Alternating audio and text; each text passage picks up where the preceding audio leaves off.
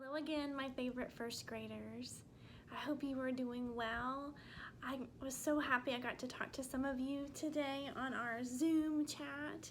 So fun to see some of your faces and to see your bedrooms and see your toys and see the things that you're getting to do.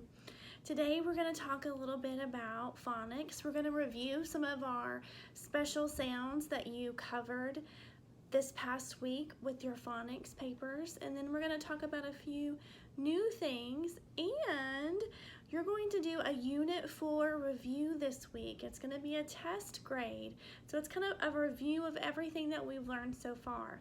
Some of it you already know, and you think, Miss Boyett, this is so easy.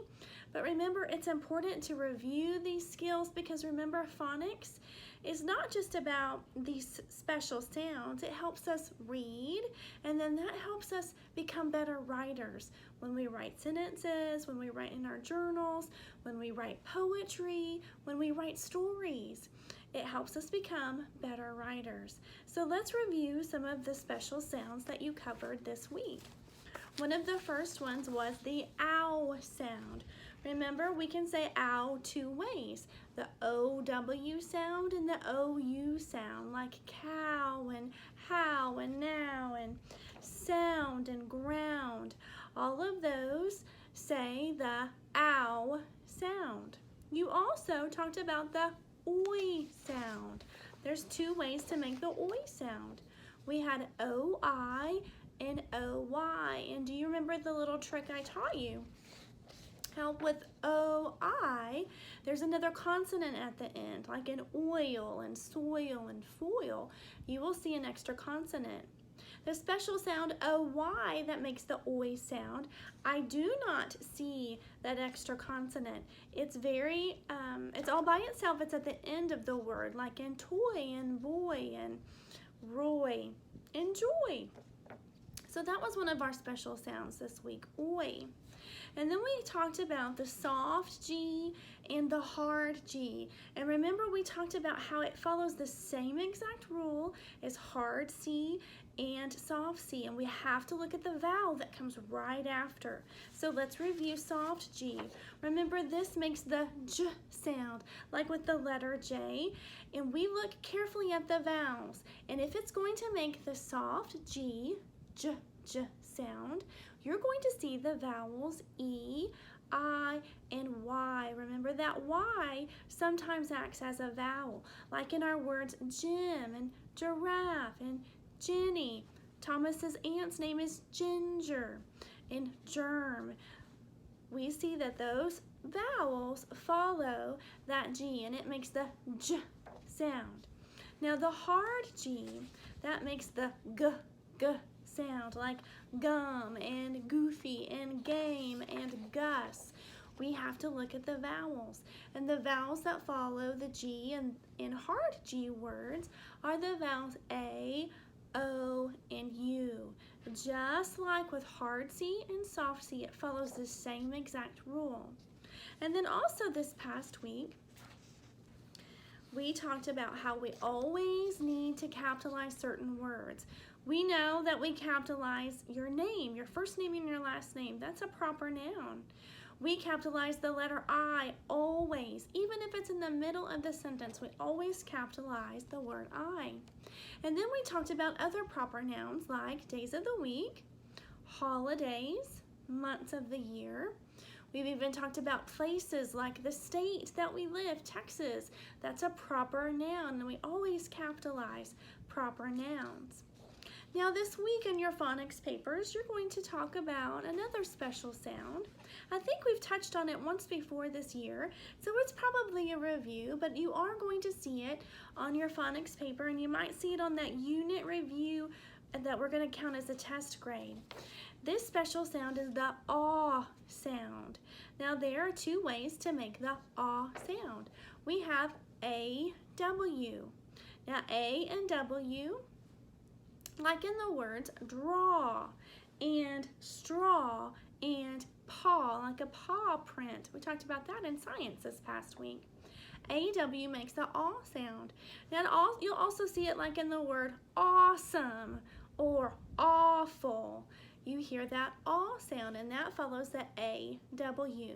There's another way to make the aw sound, that's A-U. And when A and U are together, it makes the aw sound. Now remember, these are special sounds, kind of like bossy R. They're special. It's not Mr. and Mrs. Short, it's not Miss Long or Miss Silent. These are special sounds that work together specially. So look at A-U. That makes the aw sound, like in the word, the name. It's a proper name, Paul. He's from the Bible. We talked about King Saul in the Bible, A-U-L. And then haul. Haul means like I have to haul all my groceries to the car. Haul. Or you might have seen a U-Haul truck. Haul. There's another way to make the aw sound.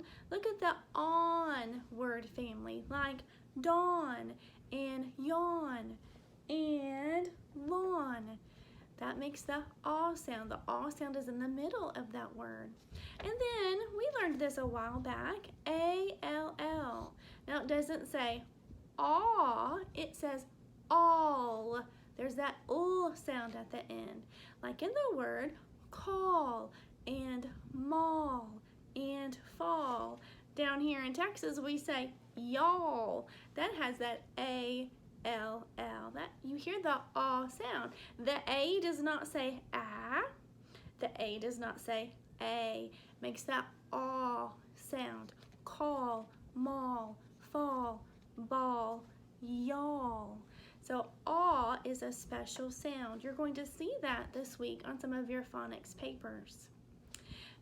Then on some of your papers this week, you're going to see several sentences and verbs.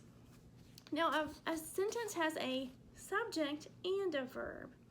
The subject part tells us who or what the sentence is about. And then the verb part tells us what they are doing. We call it an action. Now most verbs are action-packed, like in these words: run, play, throw, sing, eat, cook. Those are all action words. I can picture it in my mind. I can picture someone running or playing or cooking. It's action. You're doing something. So when I use those words in a sentence, I might use the sentence, I run fast. I is what the sentence, or who the sentence is talking about, and run tells you what I am doing. Now, there's two tricky words that I want to tell you about today. The first word I want to talk about is present. Now, when I say present, I automatically think of a birthday present or a Christmas present. But when we're talking about verbs, the word present means doing it right now. Present. Look at these sentences. Blake plays soccer. Plays. Now, play is an action word, and who's doing the action? Blake. Blake's doing that action. But look at that sentence. How many people are in my sentence? Blake.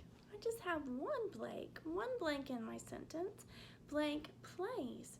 So boys and girls, if your sentence has an action verb and there is one person or one thing doing that action, you're going to see that S at the end of the action verb. Blake plays soccer. Sally sings beautifully. You would see that S at the end of the action verb. Now, look at the next sentence. Abby and Blake play cards. Now, who is my sentence about? It's about Abby and Blake. This time it's about two people. And what are they doing? They play cards. So if your sentence is about two or more people, that action verb is not going to have an S. But both of these sentences are the present tense. They tell me what they're doing now. Blake plays soccer. Abby and Blake play cards. So if it's one person, you're going to see that S at the end, one person or one thing. If it's two or more, you're not going to see that S at the end of the action verb. Now another funny word you're going to see and you're going to look at on your phonics papers is the word past, a past tense of a verb. That tells me that it happened long ago. It could be yesterday, it could have been last year, it could have even been an hour ago. Anything that's already happened is in the past. So when we think about action verbs that are in the past, there's a little clue. Do you remember our creepy cat, alley cat, ED? Well, you're going to see ED at the end of those verbs. Let's look at this sentence. I cooked dinner last night. Now, who is in our sentence? I. There's only one of me. I. What did I do? What action did I take? I cooked. And when did I do it? Last night. That's in the past. So I have to put that ED at the end of my verb. I cooked dinner. So you're going to see some of these verbs on your action page. Not on your action page, on your phonics page. And your brain's going to tell you what sounds right. Because it wouldn't say, let's go back to this sentence. It wouldn't sound right if I said, Abby and Blake plays cards. That doesn't sound right. That kind of sounds like something a preschooler might say, because sometimes preschoolers, kindergartens, they don't know how to use language correctly just yet. They're still practicing. We wouldn't say Abby and Blake plays cards. We would say Abby and Blake play cards. So look for that on your phonics papers this week. Now there's another type of verb. We have action verbs that show us lots of action, but then we have other verbs that are just, they're not exciting at all. There's no action. And some of those verbs are called linking verbs. Now we've talked about these before earlier in the year. There's a few linking verbs that they don't show any action at all. Am, is, are, was, were. Those are linking verbs. No action whatsoever, nothing exciting at all. But just like our action verbs, there's some that mean the present. Remember, present means it's happening right now. Or some that tell us about the past. Remember, that could be last night, last year. It could have been this morning. Anything that's already happened is the past. So let's look at some of these. Some of our present tense, and present means it's happening right now, those linking verbs are is and are. Is and are present tense linking verbs. Let's look at the sentences. Bob is my best friend. Now let's look at our sentence. Who is our sentence about, or what is our sentence about? It's about Bob. Now how many people is that? That's just one. Bob is my best friend. Now boys and girls, would it make sense to say Bob are my best friend? No, that doesn't sound right. And your brain knows, that doesn't sound right. We need to fix it. So if there's one person or one thing in your sentence, that's the naming part, that's the subject, you would use that linking verb is. Now let's look at the next sentence. They are from Austin. Oh, Austin has that aw sound. Austin is a city in Texas. Now, who is our sentence about? What is the naming part? They. Now, let's think about that. They. How many does that mean? Well, they could be 2 people. It could be 10 people. It could be 1,000 people. We don't know. We know that they means more than one. So if it's more than one, we know to use the present tense linking verb are. They are from Austin. We would not say they is from Austin. Ugh, our brain says, ooh, that doesn't sound good. We shouldn't say that. They are from Austin. So our present tense linking verbs are is and are. If it's talking about one person or thing, we use the linking verb is. If our subject is about two or more people or a group of people, we would use the present tense verb are. Now, we also have some past tense linking verbs. Remember, linking verbs aren't action-packed. It's either am, is, are, was, or were. So the past tense linking verbs are the words was and were. Now remember the past, last night, last year, earlier in the day, anything that's already happened. So let's look at these sentences. She was my friend last year. Who was our sentence about? It's about she. And then we have to think, well, how many is that? She's just one girl. She was. So when we use past tense linking verbs, if our subject, if our naming part of our sentence is just one person or one thing, we're going to use that linking verb was. Let's look at the next sentence. We were in kindergarten last year. And that's a true story. We, now let's think about that. Who is our sentence about? It's about we. Well, how many is that? Well, we could be a huge group, a whole class. It's definitely more than one. So if it's definitely more than one, we would use that past tense linking verb were. Now let's check it. Let's check our brain and let's see which one sounds right. Would it sound right to say we was in kindergarten last year? No, that does not sound correct at all. That's considered bad grammar. We would say we were in kindergarten last year. Let's check this one. Would it sound right to say she were my best friend last year? No, my brain says, whoop, that does not sound right. She was my best friend last year. So this week you're going to practice with action verbs and linking verbs. Now remember, linking verbs are not very exciting. And remember, if it's present, it means it's happening now.